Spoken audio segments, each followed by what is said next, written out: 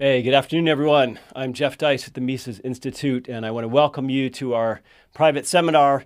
Wish all of you a happy Friday afternoon. And first and foremost, thank those of you who are donors to the Mises Institute for the first time. That was sort of the impetus behind this private seminar, was that we wanted to offer a kind of inside baseball reward to some of our new donors who participated in our fall campaign, which we do every September around Mises's birthday. And we'd also like to welcome and thank all of you who are longtime donors who know about today's stream. And for starters, I want to introduce my friend and colleague, Dr. Bob Murphy, who's joining us today from his home in Massachusetts. So hi, Bob. How you doing? Hi, Jeff. I'm doing well. How are you? Well, so I want to give a little bit of background. For those who were part of the fundraiser, you'll know that this book, The Middle of the Road Leads to Socialism, is headed your way as a small thank you, a token of appreciation for participating. This is actually a pamphlet. It consists of a talk which Mises gave in 1950, called, of course, The Middle of the Road Leads to Socialism. And its topic is interventionism, which we will discuss with Bob as sort of a third way kind of thinking between pure capitalism and pure socialism. Now, as a little background, he gave this talk at the University Club in New York City. Those of you who are familiar, this is just a little bit south of the park. The Mises Institute has been fortunate enough to hold some events there. We have some members who are members of that club as well. Judge Napolitano is a member of that club. And we've had events there, I believe, with David Stockman, for example. I was able to have lunch there a couple years ago with the judge. One of the fascinating things about the club is that there are plaques, large plaques on the wall in the lobby dedicated to members of the club who were killed in what was then known as the Great War, what we now call World War I. Of course, they didn't know World War II was coming. So if you look at these plaques, you'll notice that, almost by definition, if you were a member of the University Club in the World War I era, you were probably from a wealthy family. You were probably, or almost certainly, an upper-class kid. And so the soldiers who are commemorated, it gives their names. It says Princeton, Harvard, Yale. So these were clearly members of the officer class. But what was so interesting to me, and what I mentioned to Judge Knapp, is that, back then in World War I, the children of rich men and women went off to war. They may have been officers, but they went off and they got killed. And I was asking him, I wonder how many current members of the University Club are veterans of Iraq or Afghanistan. And I think we both agree that the answer was not many. So that's just a little background regarding the University Club. Now, in terms of this book, the reason we thought it would be such a great premium for the fundraiser was that it reads absolutely accurately today. It's incredibly prescient. Mises identifies interventionism as a third way, again, between pure socialism and pure capitalism. And really, this is the dominant thinking today. If you read this booklet, you're going to understand essentially what we're up against today across the West. And what I mean by that is that when we think of dominant social, economic, political paradigms of today, like social democracy, especially in Europe, like neoliberalism, which sounds like a very vague term, sometimes used almost as a slur, but it really does, I think, in a sense, accurately define the elite political view of the West, which is that, yes, we have some degree of perhaps grudging respect for capitalism and private property and markets because we see that they work better. But we also have a very robust social safety net. We have egalitarian ends. We have, social democratic goals. So in other words, socialist ends, capitalist means. And I think that pretty accurately describes the state of the West today. And that's basically the thinking of our political class here in America, whether that's a Mitt Romney or a Liz Cheney or a Hillary Clinton or a Joe Biden. So there's a lot to be had from reading this short essay. You're going to be able to read it in about 20 or 30 minutes. And I think you're going to really enjoy it. And it's always fun. I think it's always worthwhile on a weekend or otherwise. Give yourself a little bit of time to get inside the mind of Mises because you will come away refreshed. You'll come away better for it. So all that said, Bob, I want to start with you. And I just want to bring up this idea of a third way. You and I are old enough that when we were back in school taking political science classes, they used to have this term mixed economy. And I don't know if anybody still uses that term anymore. So give us sort of your overarching thought on this speech of Mises. Well, right. Like you said, Jeff, it really is amazing that you can imagine some things would be pretty dated, but yeah, Mises, this reads fresh, it's relevant today. If somebody gave this speech today, it would work, except for a few of the references to, when he's talking about the war. There need to be more context there. But other than that, yes, it reads perfectly.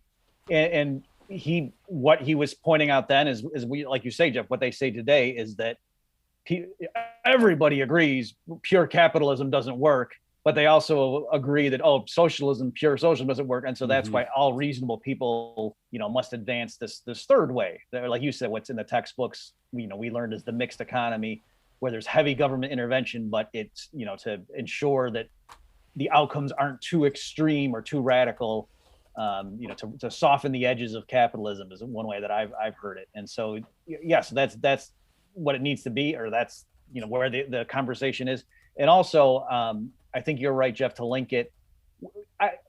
Obviously, we are in tune with a lot of people who are worried about nefarious influences, people trying to undermine, what the U.S. stands for or originally stood for. And there's different enemies, let's say. And I think sometimes people lump them together and assume like the Davos crowd are a bunch of Marxists. And no, they're really not, because like the people that run central banks, they know pure socialism doesn't work. Like you say, Jeff, for them, it's means to an end. They don't believe in natural rights or anything, but they understand if you're going to try to run the world, you need it to work. You need the planes to fly. You don't want to have just shortages and people starving to death unless, you want to do that intentionally. Right? So they don't believe in pure socialism. They understand markets work, but they want to still be in charge. And so that, to understand the problems with the mixed economy is perhaps even more important than just being anti-socialist. And that's one of the things too that Mises stresses in this essay, is it's not enough just to be anti-communist or anti-socialist, that we need to explain to people why a market economy works and why it's, noble. Well, a lot of people of our stripe, of course, are starting to wonder, what makes an economy socialist? At what point do you say a country is capitalist or socialist? And I want to just refer people to a conversation that Murray Rothbard had with Mises. He asked him, what's your take? How would you judge a capitalist economy versus a socialist one? And for Mises, the existence of a functioning stock market was the hallmark of a capitalist society, even with a big regulatory or tax landscape surrounding it. If you have a private stock exchange where ownership in capital companies was freely traded at market prices or relatively market prices, that indicated that this was a capitalist economy. And of course, Rothbard, a little more trenchant sometimes, there's a variety of places where he wrote that, look, when we talk about the private ownership of the means of production versus the public or governmental ownership, what ownership means is control and direction. So in a pure laissez-faire, let's say an anarchist community, ownership is absolute. You have a piece of property, let's say that's land or a company, you can do whatever you want with it. You can buy it, sell it, you can borrow against it, you can do anything on that piece of land or with that business.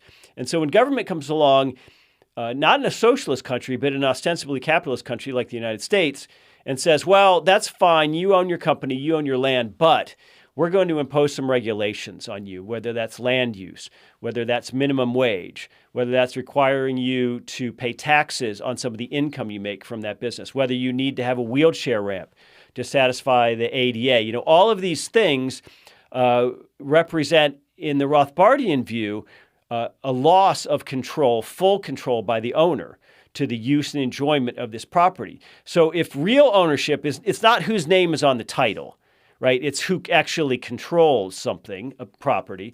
Then every time government imposes a tax or a regulation or a rule or a mandate or restriction on property, your ownership shrinks, your control shrinks. So in effect, government becomes a part owner of your private property, so-called, because it is in at least partial control of that piece of private property. So I think Mises and Rothbard are, there's a bit of a chasm here between the two on what constitutes a capitalist economy.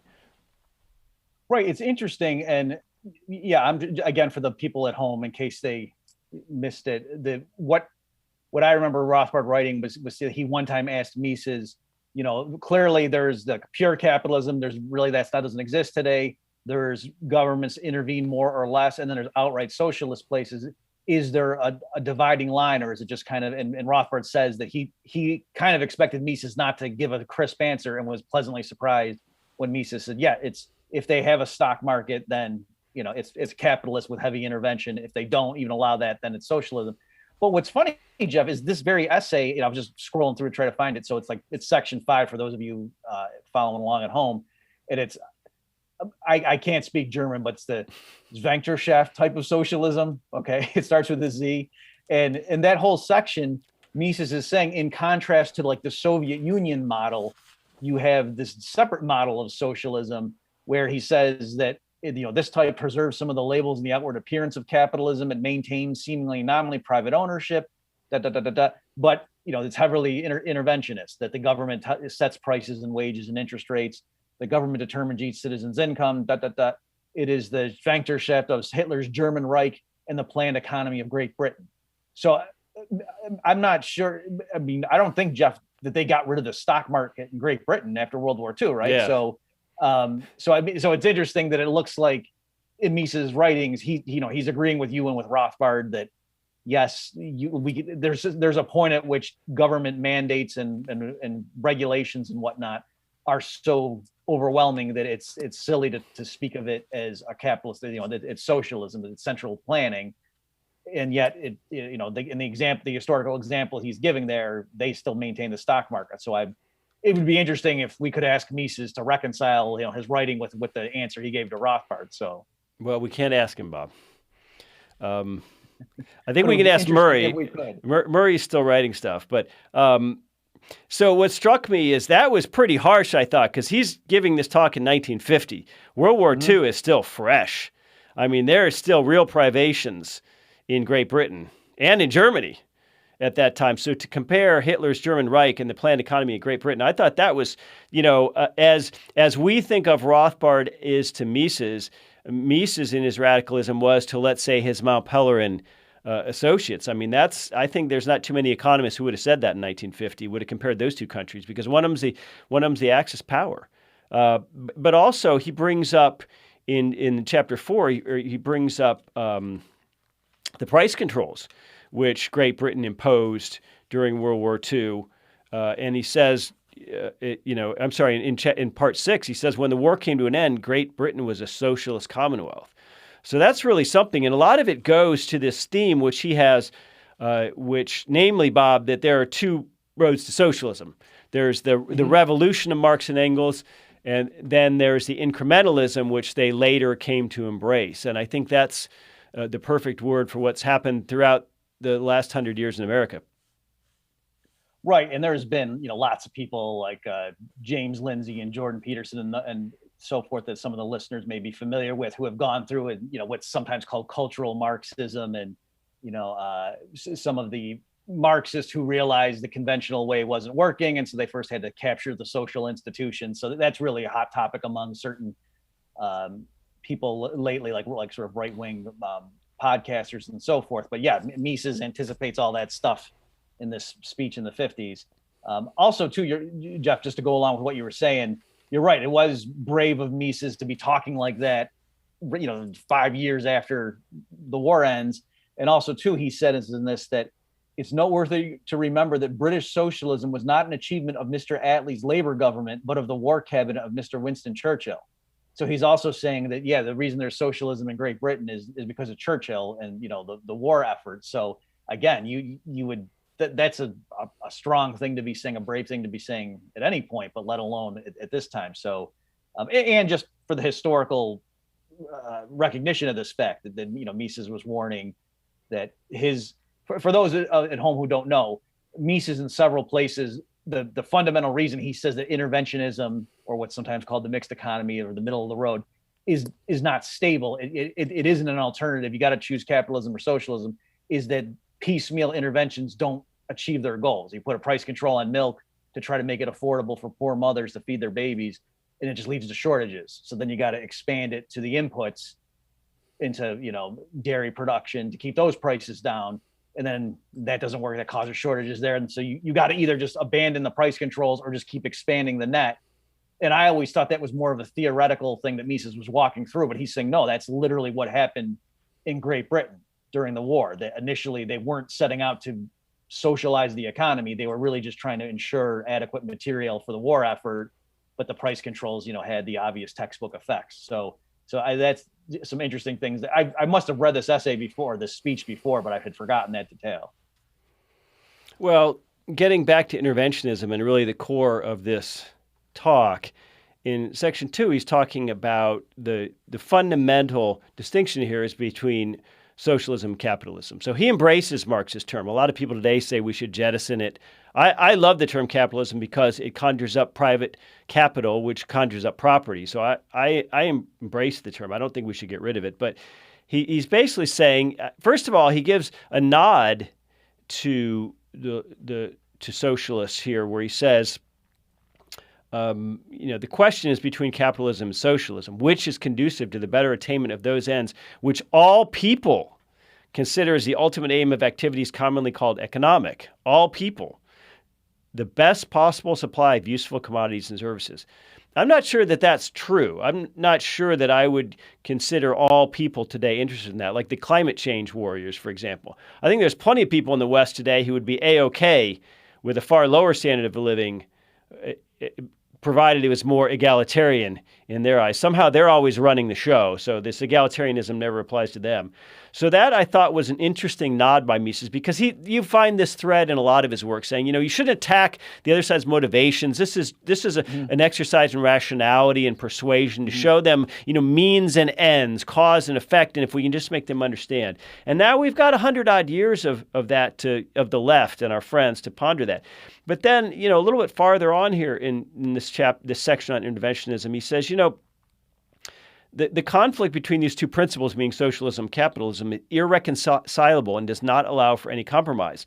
So they preclude each other, he says. So interventionism is not a golden mean between capitalism and socialism. So, on the one hand, he has to recognize, because that's the world he was living in, the world we live in, that it's possible. I mean, interventionism is a possible means of organizing society, but he seems to be insisting that it's not tenable in the long run.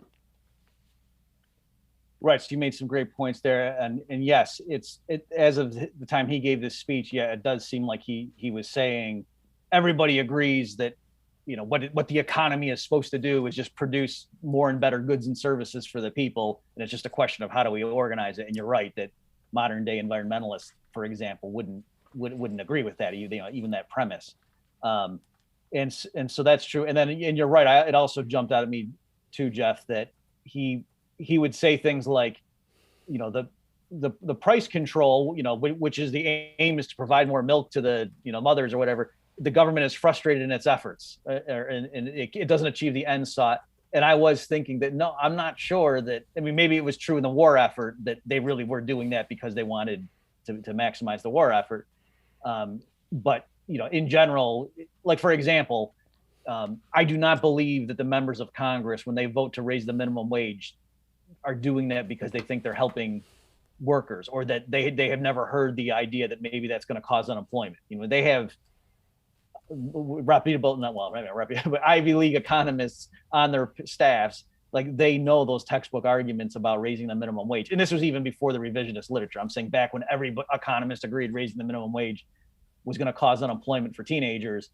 And so I don't think the people in Congress were unaware of that. I think it was because they wanted to support the labor unions. So they went out and lied about what their motivation was. Don't get me wrong, but in terms of why were they doing it? And so they weren't frustrated by the high unemployment for teenagers. That actually wasn't their goal, was to help teenagers. It was to help labor unions, and they succeeded in that. Right. So I think you're right, Jeff, that Mises at times, and whether he's doing it just to be more gentlemanly and to keep things above the fray and just to make it, a logical, rational argument, maybe it was more rhetorical, or whether he really believed it, I don't know. But I know Rothbard, I'm not sure if you would agree with me on this, Jeff, but I'm pretty sure that Rothbard at times, said, I don't know that we should concede that the interventionists actually have just the best of motives, and we're just disagreeing about the means to achieve an end. Well, price controls is a great example of this. He has a section on how price controls leads to socialism. So price control would be a typical kind of interventionism. He brings up the fact that price controls were used in Great Britain during World War II, and to an extent, at least rationing, which is a form of a price control in a sense, or a supply control, was used in the United States with respect to things like the days you could buy gasoline, how often you could buy tires. This is part of the war effort. So he has this section 4 in the essay, How Price Controls Lead to Socialism. And someone asked, I'd forgotten, but I'm about to link to the online version of the essay here in the chat. So let me just do that real quick for people who want to check it out. But we're going to send donors to our fall campaign a physical copy of this. So you're going to enjoy getting that. But, he points out, hey, maybe well-meaning interventionists who think milk is too expensive and we want young mothers who don't have much money to be able to buy milk for their young children. So we'll put a price control, a ceiling on how much you charge for milk. Seemed like a simple enough example, but then Mises teases it out, I think, beautifully here. He says, well, okay, but unless all the factors of production which go into creating milk, which is buying dairy cows and having trucks to take the milk around and gasoline to drive the trucks and all the other factors which go into producing drinkable milk, unless you put price controls on those, the dairy farmer is not going to be able to afford to put out as much milk as he did before. He might not be able to afford to put out any, depending on where you set the price control. It might be at a price which is below his profitability. So he or she may stop being a dairy farmer at all. So as a result, this filters through the economy, and the central planners, the well-meaning interveners, find themselves having to place price controls on all of the earlier factors of production that lead to milk. So he has this great sentence here. He says, no branch of industry can be omitted from this all-around fixing of prices and wages. Let's not forget about wages, too. The dairy farmer has to pay his workers. From this obligation to produce those quantities which the government wants to see produced. So it really is a nasty, nasty thing to do to an economy. And I think Mises' couple of pages here deal with it as well, or maybe even better than the short chapter by Henry Hazlitt in Economics in One Lesson. So that was fascinating to me. And, Bob, so supposedly someone was explaining the idea of a tax loophole in the American tax code one time. And this term or this concept didn't exist to him coming over here as a sort of an Austro-German. And so he's like, what is this loophole? And somebody explained to it. And he said his response was something like, oh, so that's when they get to keep part of their money. So I wonder if that was the context for this part 12, loopholes capitalism. Right. Yeah, I was wondering that too. It did seem like for us today, that phrase, I mean, we talk about tax loopholes, but I don't hear about tax loophole capitalism or anything. So yeah, I was wondering that too, if that was something that was more popular at the time, or like you say, Joe, it might just be that he wasn't familiar with the term, and so it stuck out to him, even though it wasn't like a very popular thing to say. I think Rothbard too, doesn't Rothbard say something like he favors loopholes in the tax code, loopholes so big you can drive a Mack truck through them or something like that? I think that was in Making Economic Sense, something along those lines. For people at home, because some economists, they don't like loophole, right? In other words, there's a theory by which, really, get rid of all the loopholes and have a flat tax that's the lowest possible rate on the widest base. And so there's Scott Sumner, some of you may know him. He was outraged that the Trump administration repealed the Cadillac tax on luxury cars. Obama had put no, it's for health insurance. Oh, right. So they call it the Cadillac tax because it's like the extra tax on high insurance, high premium health policies from an employer. The theory being that it's artificial because the tax code has incentives, and so you overpay, and that's why healthcare costs are so high. But the point being that a libertarian who has a large following was really, with all the things going on today, he was really upset that they had effectively gotten rid of a tax loophole. And so I just thought that was funny. So that's the context, and that's why Rothbard and Mises, I think, are pointing this stuff out. Is there are plenty of market favoring economists who think that tax loopholes are bad because it causes distortions, and you could have a different tax code with lower rates and with no deductions or exemptions. But their point is, but it's the people's money. It's kind of odd to be clamoring for the government to take more people's money. Well, the question for Rothbard is, where do the interventions end? In other words, once you justify one, it's, an extra tax on Cadillac healthcare plans. It's awfully hard not to justify 2, 3, and 4 more. And if you read Rothbard in The Betrayal of the American Right, he talks about his sort of crystallizing moment becoming an anarchist was when he was defending limited government, which provides national defense, courts, police services. He was defending this to some of his friends, his anarchist friends in the 60s, and they were saying, well, okay, but you pay taxes for that, and then, as long as we can all get together and agree to pay taxes for national defense and courts and police services, what in principle stops us from also getting together and agreeing to pay taxes for public housing or free milk for women and children? Or, in other words, that was sort of his aha moment. And, Bob, we'll wrap up our review of this book with, the last section, section 12, The Coming of Socialism is Not Inevitable. I mean, I just want to stress to people that the academic climate today, we think of universities as so left-wing and so hopeless and these nurseries of socialism. In many ways, for liberty-minded people, the academic environment is far better today than it was in the 30s and 40s and 50s when Mises is writing this. Socialism was considered inevitable. It was taught as scientific, as inexorable and the next coming thing. It was like technology almost for an economy. So, and if you look at the dominant thinkers of that period, I mean, you didn't have places like, you didn't have all these free market centers at universities. You didn't have organizations like the Mises Institute. You didn't have all these free market writers who would come along later like Milton Friedman. I mean, it was actually from a purely intellectual point in economics, it was a very dark time. And so Mises was writing against a tough backdrop where most of his peers really believed, in Keynes certainly, but perhaps Marx as well. And so I think it's important to note when he says it's not inevitable. And this quote, wow, on the last page of this essay, I'll ask you, which political party in the U.S. today does this sound like? They quote, they are always in retreat. They put up today with measures which only 10 or 20 years ago they would have considered as undiscussable. They will in a few years acquiesce in other measures which they today consider as simply out of the question. What can prevent the coming of totalitarian socialism is only through a change in ideology. So I thought that, wow, you could have written that today, Bob. Yeah, that I had also highlighted that passage as well, Jeff. I thought that was really impressive that he said that. And so again, just for more of the context there, for those who haven't read this yet, he's objecting and saying it's not enough. The parties of the right, they can't just be against pure socialism and just say, oh, we're anti-social. Hey, socialism doesn't work and it's tyrannical and the individual isn't free.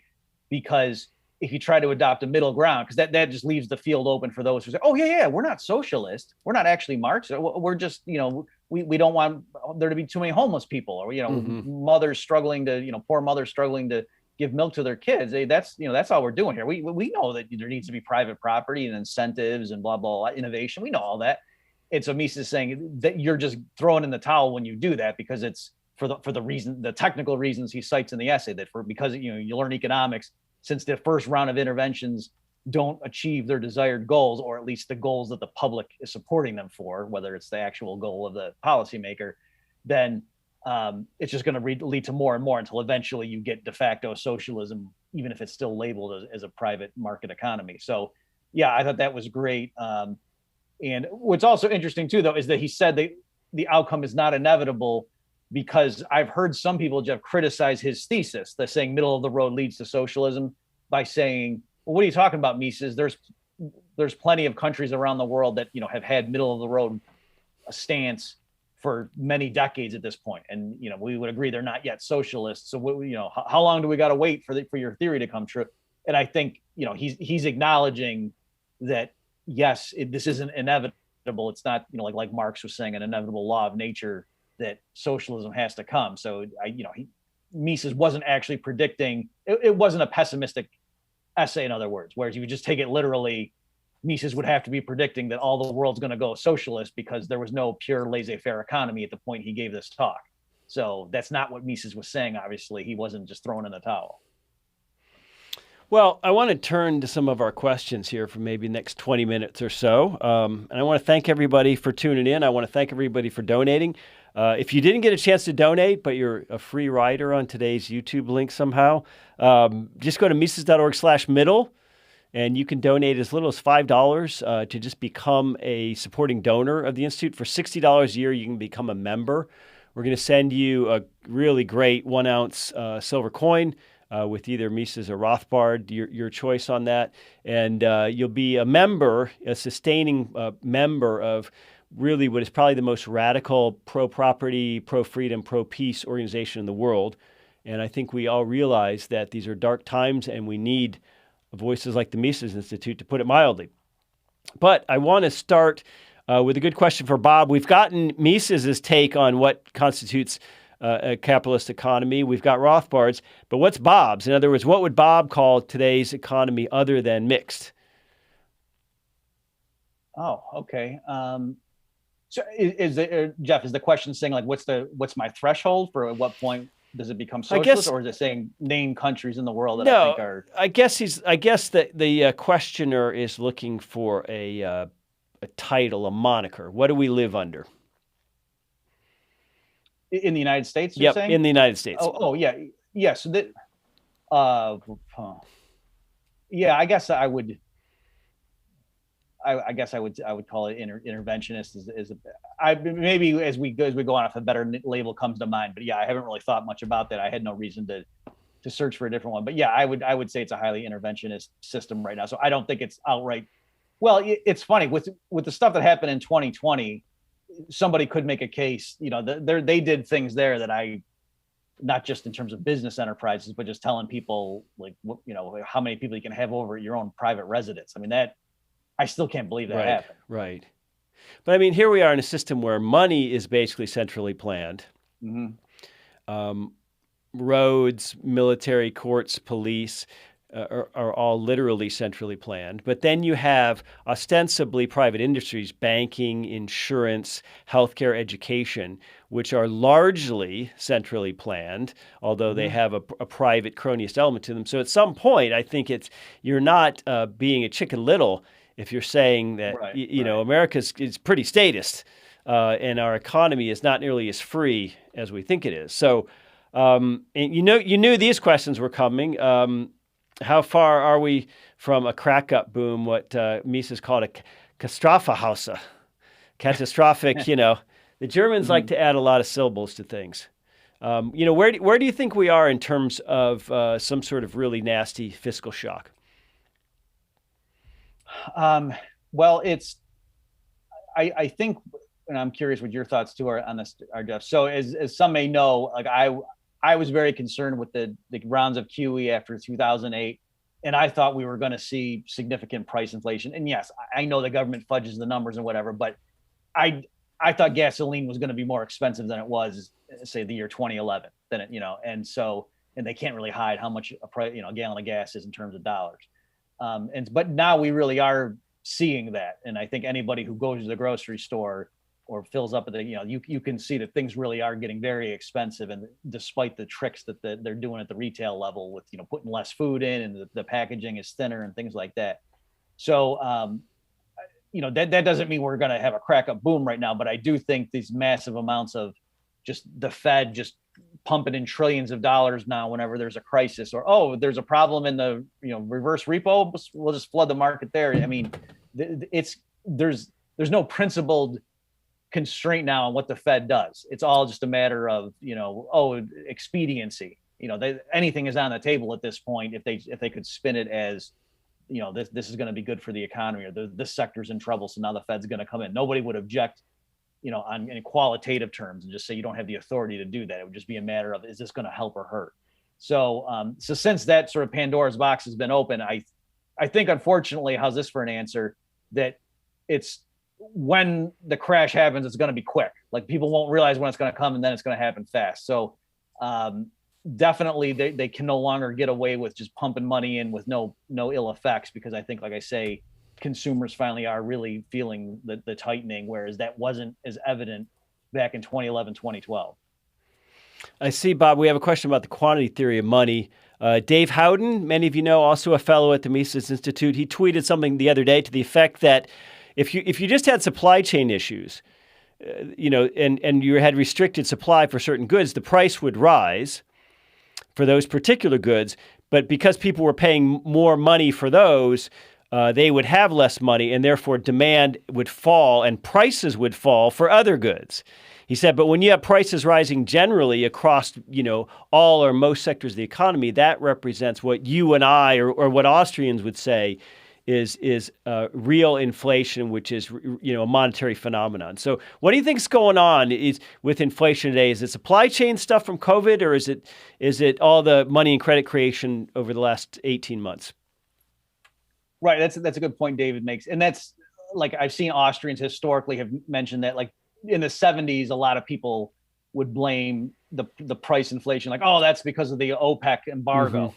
Mm-hmm. And so a standard sort of quantity theory approach or explanation or response to that would be to say, well, no, if OPEC restricts the amount of oil coming in, yes, the price of oil goes up, but people don't have more dollars total to spend just because of that. So that means they have less to spend somewhere else. And so that wouldn't cause a general rise in prices just in certain areas.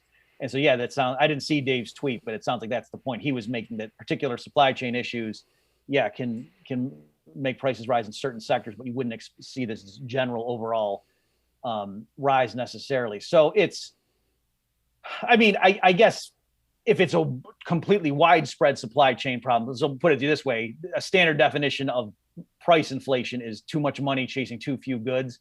So if the total quantity of output drops 10% because of widespread supply chain issues, even with the same stock of money, technically that could raise the unit price all around on average. But I think it's likely a combination of both, but more, I would say, Jeff, on how much money they've pumped in. As you know, that with the Understanding Money Mechanics book that we've got coming out soon, I have some of the charts in there for people who don't know this.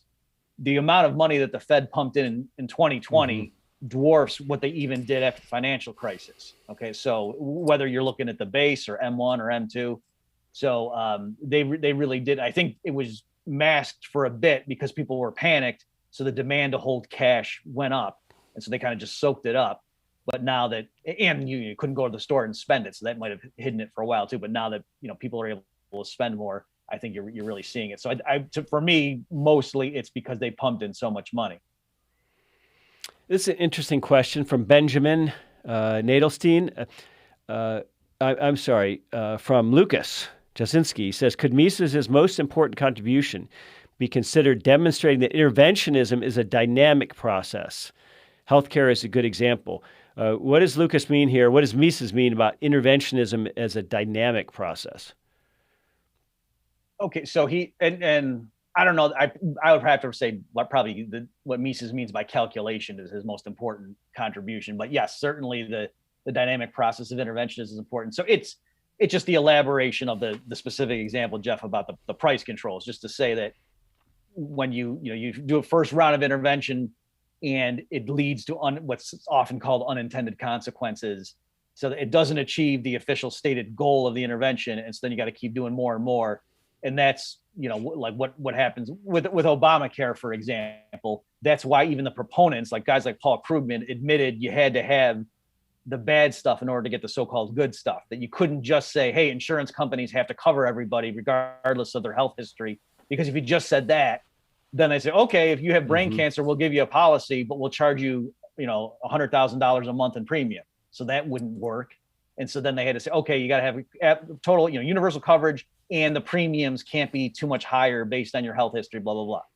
But you couldn't do that because then the insurance companies just wouldn't, they would just go out of business. So that wouldn't work, and so they had everything that, all the stuff. And then the reason you need the mandate was if you just had that, then healthy people just wouldn't buy insurance. And the only people left in the pool would be the ones with, serious conditions. And so the premiums would have to be really high. So that wouldn't work. So that's why you had to have the mandate, right? So that's like the very structure of the Affordable Care Act legislation itself. Even listening to the proponents explain why they did it, just epitomized, Mises' dynamic that he talked about. One intervention is not going to work, and it's just going to pave the way for more. And ironically, in practice, what happens is the government intervenes, screws things up, and then people point to the screw up and say, that's laissez-faire capitalism for you. We need more government intervention.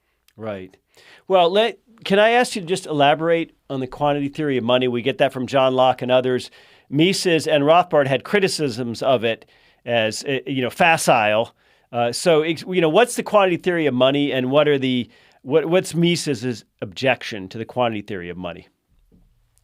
Okay, well, there's different versions historically, and so some versions Mises would have been somewhat okay with, and other ones he would have rejected. So the quantity theory just saying that the prices respond proportionally to how much the stock of money. So if they double the quantity of money, then you expect prices to go up, and there's like an equation that people may have seen. It's what is it? There's different versions, like MV equals PQ, so the M is the money, the number of dollars, let's say. V is the velocity of circulation. So like how many times per year on average does a dollar change hands? And so M times V is like the total spending in the time period. And then the P is the price level, and Q is the level of output. And so the price per unit of good, and then times the output is how much. So those two things have to be the same.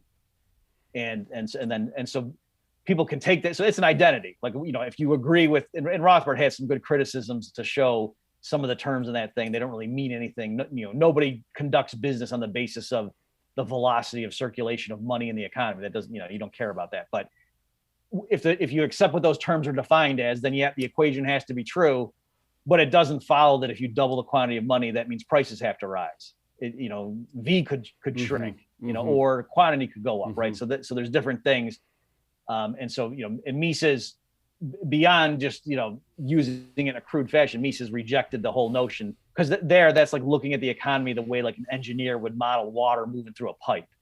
And Mises, there's no subjective valuation there. That's not how economics works to explain anything else. And what Mises did in his, what we translate as the theory of money and credit, is he took the standard tools of subjective marginal analysis and incorporated money in them as well. Like, instead of just doing a barter economy, which most economists had done, Mises explained money and money prices using, individual marginal analysis, not looking at the economy as a whole with just dollars floating around the system, like I say, water going through a pipe or something. Would natural deflation be would that demonstrate the problem with the quantity theory of money? In other words, in 1990, there were far fewer dollars than today, but a DVD player cost $500 or something. And now, if anybody even wants to buy one, it's $40. So we would consider that a happy technological version of inflation, and obviously demand has dropped. But is deflation, price deflation, a refutation of the quantity theory of money, if assuming the quantity is increasing? That's a good question. I'm trying to think. So for examples like that, how would they explain that? I guess they would say that, they would say that technology improved, like we're able to make a DVD player with fewer inputs than we were before. Right. So I guess the way they would handle that is like total output would go up. Okay. In the equation. In the equation, right. Right. I think that's how they would handle that. Right. All right. So I want to get back to some of these questions, and we're rolling. We're working Bob hard here on a Friday afternoon. He's hanging in there. But these economists, you can't let them get away with anything. This is an interesting question, because there's a lot of bad things governments do, and probably worst among them is war. They murder people. They use tanks and guns and planes to murder people. So I would say that's the worst interventionism of all. But this question is, are the Fed's artificially low and falling interest rates the most deleterious intervention governments can do? Well, they're arguably one of the most insidious, at least if we're restricting the analysis to, economic interventions, as opposed to like messing with school curricula or something like that, which you could argue would be more long-term. I'm assuming what the questioner, where he or she is coming from, is that if the government just spends $1 billion on some boondoggle project, building a highway somewhere where it's not really valuable, needed that much, okay, sure, they padded the pockets of the local construction labor unions and things like that, but the public can see what it is, and it's kind of straightforward. Yep, they spent $1 billion on that when maybe a private contractor could have done it for 300 million or something like that. So people can kind of see the waste and understand it. But when the government, through the central bank, typically in modern times, pushes down interest rates to artificially low levels by injecting monetary inflation in the credit markets, it sets up the boom bust cycle. And so that's really, so it's not just, the problem isn't confined merely to the recipients of the artificial credit who now have an advantage vis-a-vis those who didn't get the artificial credit, and they can kind of command more resources. So it's not merely the redistribution of real wealth, but it sets up the boom bust cycle, which screws everything up and serves to further discredit capitalism, because people, will say, hey, we need more government intervention. The market's so unstable. This is a related question to an earlier one about supply chain and prices. This is from Michael O'Neill. He asks, are shortages of labor, cars, trucks, drivers, chips, containers, port capacity, etc., a result of malinvestment fostered by the boom, which would presumably mean pre-COVID, or is it government spending, stimulus, unemployment benefits, etc., which would presumably mean since COVID? Okay, great question. So the quick answer is, I haven't done enough quantitative analysis. Even if I had 2 years to do it, it's not that I would have, you can't centrally plan, so you don't know. But I'm saying I haven't even done enough the back of the envelope to give you like a strong judgment one way or the other. But let me just remind people of some facts that the yield curve inverted in the, August of 2019. Okay. And so based on like the amount of inflation with the rounds of QE and so forth. So I was on record predicting that there was going to be a bad recession in 2020. And there was, and now some people can say, well, you got lucky because COVID hit and it was the lockdowns, who can say? We don't know, because we don't see the alternative timeline in which they didn't have the lockdowns. But, so I will say that and that's not merely an Austrian thing. Like I'm sure many of the viewers know that an inverted yield curve has predicted a coming recession, I think, without fail since World War II, at least. So, or right after World War II. So, so I think, there would have been a bad recession anyway. And then like you're saying, Jeff, with all the lockdowns and things, you might remember I was writing about that in the summer of 2020, warning that I don't know if I used the term supply chain disruption, but that was the concept I was getting at, saying, just really real quickly, I'll reiterate that even though the unemployment rate hadn't gotten as high as it had been, in previous times, in terms of breaking all-time records or anything like that, it wasn't as high as it had been during the Great Depression. I was pointing out there's a difference, though, with the lockdowns and the unemployment that caused. It wasn't that people just scaled back where they wanted to. Like if you were told you had to cut your spending by 10%, you would cut back in those areas that you could, that were the least essential to you. Mm-hmm. Whereas with the unemployment that was in the lockdowns, it was bureaucrats who were determining what was essential and not. And so the unemployment number there, I thought, meant more in terms of the harm it was going to cause. And so there's that issue. And then the last thing is, part of what's going on with the labor markets is the unemployment benefits. And for those who don't know, I mean, it's not exaggeration on the part of Ben Shapiro or something. When with the federal amounts, there were some people that really were getting paid a lot more to stay home than they had been making at work. So of course, and I just anecdotally, I don't know if this is like this down in Auburn, but just driving around, there's plenty of, like, when I was recently making a long drive on the interstate, in a lot of the like Starbucks and Dunkin' Donuts, they were like, some of them were just literally closed because they had staffing shortages, and you would have thought that would have been over by now. So it really is amazing to see some of these problems, these bottlenecks. Yeah, it really is something. This is, I think, an interesting question. It says, Bob, when do you think central banks could ever raise interest rates again in the current context of trillions of excess liquidity parked by commercial banks with them? And I think that the questioner is alluding to the interest on excess reserves, which our Fed pays. But also, Bob, related to that is Congress has to pay for interest on the national debt, on Treasury debt every year. So those two things, a lot of people say, well, the Fed can never raise rates again. Right. So if you run the numbers, I don't have like a soundbite to give you because I haven't done a calculation recently, but they have added if you the figure, if you use the public debt that the U.S. federal government has, and a lot of times they'll say held by the public and they'll exclude like the but just the standard public, like the outstanding treasury, whether it's in the trust fund or not, something like 126% of GDP right now, right? And it was not, I think it was in the 60s, like in 2007 or so, the 60%. So I mean that has really skyrocketed, just to give people an idea of how much debt they piled on, after the financial crisis, and then because of the COVID, to be able to point to that and all the measures that all the spending that was involved with that. But it's not as painful as it normally would have been to add all that debt, because interest rates on treasuries have been so low, and so they sort of, in a sense, have had a margin of error, or as the calm before the storm. So yeah, they really can't, if they were just to allow treasury yields to rise by a few percentage points, I mean, that would translate into many hundreds of billions of dollars of extra interest expense. And that's partly why in the CBO's analysis of the long-term budget forecast, the debt as a share of GDP is kind of flat for a little bit in the for the rest of the 2020s, but then it starts rising again, and then by, I think it's 2031, they've got it passing the all-time peak that was set right after World War II.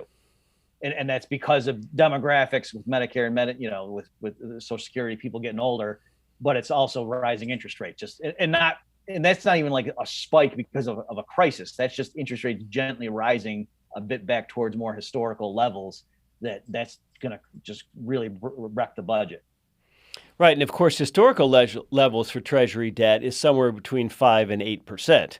There's actually a website you can go to that gives you the range of interest payments on Treasury debt right now, and for Congress is paying something below 2% average across all weighted outstanding Treasury debt. Some of it's 5-year, 10-year, some of it's current year, but they weight how much is of each particular type, Treasury bills and Treasury bonds, and so this is less than 2%. So if interest rates were to go to historical average of 5 to 8%, that 350 to 400 billion annual line item in Congress's budget to pay interest would quickly go to $1 trillion or more. And that would be the single biggest item in the federal budget. That would be more than so-called national defense. It would be more than Social Security, more than Medicare. So that would be a very untenable political situation for Congress, and a brutal one. I wanted to get to a question. This is from Bruce Korber. He says, what's the relation between world reserve currency, which we all know is our exorbitant privilege here in America, and the scheme to globally control the economy?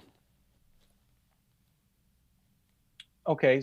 Can you read that one more time, Jeff? What's the relation between world reserve currency, I think Bruce means here the dollar, and the scheme to globally control the economy? Okay, so it's the exorbitant privilege, for people who don't know that term. So after World War II, there was the so-called Bretton Woods arrangement, where the idea was that, historically, all the major governments had gold in their vaults, and that was what was backing up their currencies. And then, so after World War II, the British pound was originally involved too, but then they kind of fell on the wayside. So it was ultimately the U.S. dollar. So that the other major central banks would basically stockpile dollars as their reserves, and then the Fed stood ready to convert dollars into gold at the rate of $35 an ounce. And then that's what Nixon famously ended in 1971 when he closed. We recently had the 50th anniversary of that. And so the exorbitant privilege, just to finish that train of thought, was meaning, so if the other central banks are accumulating dollar reserves, well, how do they get more of those? They got to send the Americans real goods and services, right? If we're going to send them $100 billion in actual, it's not necessarily pieces of paper with Ben Franklin on them, but electronic, what have you. But if we're going to send those to them, or treasuries, then they need to send us something in exchange. We're not going to give them that for free. And so the rest of the world is sending cars and sweaters and all the other goodies that Americans get to consume in exchange for sending out those dollar stockpiles that they're building up. And so that's what the exorbitant privilege was, that it's good to be the king. It's good to be the central banker of the world. It's good to be the issuer of the world's reserve currency. And so that, gives you a lot of leverage around the world, and ability to lean on other people. So that is connected with a lot of people who view central banker types with nefarious, think that they're up to no good. So I don't know exactly if this is what the questioner is getting at, but there's part of that narrative, or what goes along with that perspective, is to say a lot of that just rests on confidence. And so right now, it's still the case, even though Bretton Woods has ended and the U.S. isn't redeeming it for gold. Still, a lot of countries, either explicitly or implicitly, are pegging their own dollar to, or their own currency to the dollar. But that rests on sort of faith, and that if China were to come out next week and say, you know what, we no longer have faith in the Federal Reserve, it's just been printing money like crazy, so we're going to get rid of half of our dollar-denominated assets, that would probably cause the dollar to crash. And so the thinking goes that there's people, and why is it that U.S. foreign policy targets some dictators but not others? Because it's clearly not that they're all the CIA sitting around saying, we really don't like mean people, let's just do what we can to get rid of it. That's not what happens. A dictator will be on good graces with the U.S. government one day, and then the next day he's the next Hitler that needs to be taken out.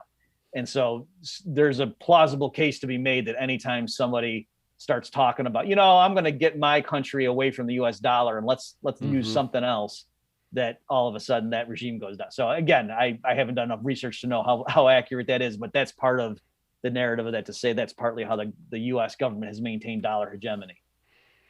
Well, I would only add to Bruce's question that we've never had a currency crisis with a world's reserve currency, like gold was the world's reserve currency. So we've had localized, regionalized currency crises throughout history, but we haven't had that with the world's reserve currency. So a lot of people like Pat Buchanan say, well, if the dollar ever gets in trouble, that will usher in an era where, under the auspices of something like the International Monetary Fund, the IMF, swoops in and says, look, we can't have all these countries just issuing their own currency and devaluing them or having currency wars between them. We have to have an overarching global currency system, because now, look, even the U.S. dollar has crashed, and that, in fact, of course, would harm pretty much the whole world.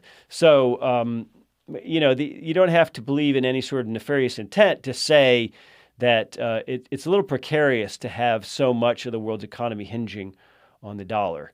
We're just going to do a couple more quick ones here. I thought this was a great question from Sammy Cartagena, someone I know personally. Sammy says, what are some tangible short-term consequences of central banks keeping interest rates negative in real terms? And of course, in Europe, sometimes they're negative in nominal terms. Mm-hmm. I imagine what the questioner is getting at is the idea that, hey, in the Austrian tradition, time preference is supposed to be positive, and so isn't there something screwy with, what does it mean if real interest rates are negative? I'm not sure that anything magical happens. Like, in other words, if this, because of central bank manipulation, suppose the real interest rate is supposed to be 3%, and then they push it down to 0.1. I don't know that the difference between that versus negative 0.1 is some huge qualitative, difference that I think just in general, yes, if central banks, the fact that they're negative, that should jump out at us that something is screwy and this is unnatural, right? So to me, that would be the most significant element of that. But again, it's interest rates serve a function in a market economy. They're a price, and they help, in the Austrian view, they help allocate the intertemporal coordination, the length of production plans, and so forth, with consumers' desires to have more goods rather than fewer, but also to get them sooner rather than later. And the trade-offs there, that's partly what the interest rate helps regulate, if you want to use that word. And so when they make it artificially low, that causes an unsustainable production structure. Okay. Should the Federal Reserve Bank be considered interventionism? Is that what Mises is talking about here? Is even having a Fed a form of interventionism? Oh, absolutely. Imagine in any other context, we don't have a central board of setting the price of wheat and having a bunch of wheat governors getting together every once in a while to determine how many bushels should be produced and what should be the price per bushel. We would all clearly call that fascism or socialism or something. And so, yeah, they shouldn't be involved with that. And also, it does fit, I would say, his dynamic of interventionism. You look at U.S. history, and there were various interventions in money and banking, and then they caused various panics and so forth. And then that gave rise to, demands for, we can't have this anarchy of wildcat free banking. So we need to have more intervention. And so, yes, I would say that fits the pattern nicely. I don't know off the top of my head if Mises himself ever used central banking as an example or an illustration of his principle of interventionism, but I think it fits quite well. And certainly he would agree that a central bank is not a feature of a market economy. But doesn't the Bank of England predates Marx's use of the term capital? I don't know offhand if Communist Manifesto or Das Kapital mention the Bank of England or not. I wonder what Marx thinks about centrally planned money. He probably views central banks as a tool of capital, of elites. I want to say it's been a while since I've read the Communist Manifesto. I think there in the bullet points, maybe like pushing down interest rates is in there. So, I mean, I think he does say something about what we would nowadays call monetary policy, but I don't remember off the top of my head what it is. You don't have the Communist Manifesto at your bedside at night? No. Well, we do know that Marx says interest rates are a form of exploitation. It's bad enough that the capitalist steals some of the worker's output and only pays him wages, but skims profit off that. But then he turns around and takes that profit and loans it back to him and charges the poor guy interest. So it's exploitative in that sense. All right, we got time for one more. I'm going to answer this one. It says, this is from Mark Collins, does the Mises Institute hodl Bitcoin in their treasury? The short answer is yes. Obviously, we get Bitcoin donations from time to time. We don't sell it. We keep it.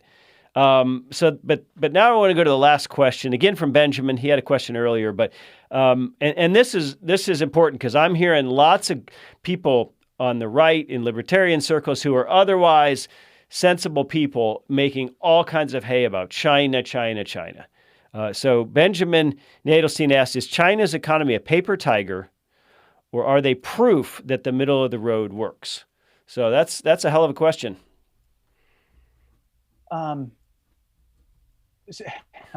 So it's my thoughts on China. So I've read some things that, I think that they probably are going to have what we would call a crash at some point. In other words, I think that they have a lot of things that were malinvestments in a reasonable sense of that term.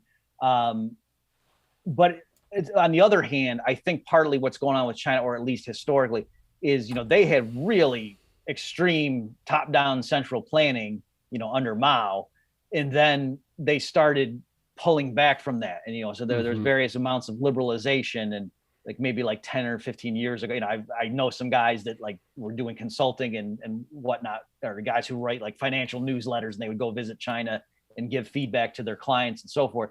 And so it was sort of like you were saying, Jeff, with the neoliberal program, the sense I got was that they weren't so much ideological. They just wanted to see what worked. And so they could look around and say, so it's not that they became believers in laissez-faire capitalism, but they could recognize, if we allow, the peasants to own a little bit of farmland, that's one thing. If we allowed them to pool them together into units that were 10 times the size, and they could bring in an outside tractor, let's see if that works. Okay, maybe we should let them do that on a limited piecemeal basis over in this province and see how that goes, and then maybe we'll let the other province. So I got the sense that they're more like trial and error, just pragmatic. And so, I don't know if that upsets Mises' thesis, or if it's like the thesis in reverse. Well, I think we got to end it there. It's a little after 4 Central. Again, I want to thank everybody who joined us today and who participated in our fall fundraising campaign last week. You're going to receive this in the mail. The Middle of the Road Leads to Socialism. Great little essay. You can read it in about 20 minutes or so. And, you can't understand any of the things we're talking about today, whether that's China or supply chain or interest rates or shipping, or you can't understand anything without the theory behind it. I'm reminded of Rothbard's take, what if you brought a Martian in and had him watch people running around Grand Central Station? That Martian wouldn't understand that they were all rushing to go to work or go home or catch a subway. So this stuff is going to help you understand the world. And I really want to ask all of you to continue supporting the Mises Institute. The best way you can do that is just to share everything on our site, to sign up for our daily emails, to follow us on Twitter, to subscribe to our YouTube channel, and basically just help us in every way possible to get the word out to people who are really questioning what's going on and worrying about the U.S. Probably in ways that they've never worried about it before. So I want to thank my friend, Dr. Bob Murphy. I want to thank all of you for joining us, and we hope you have a great weekend. See you, Bob. Thanks, everyone.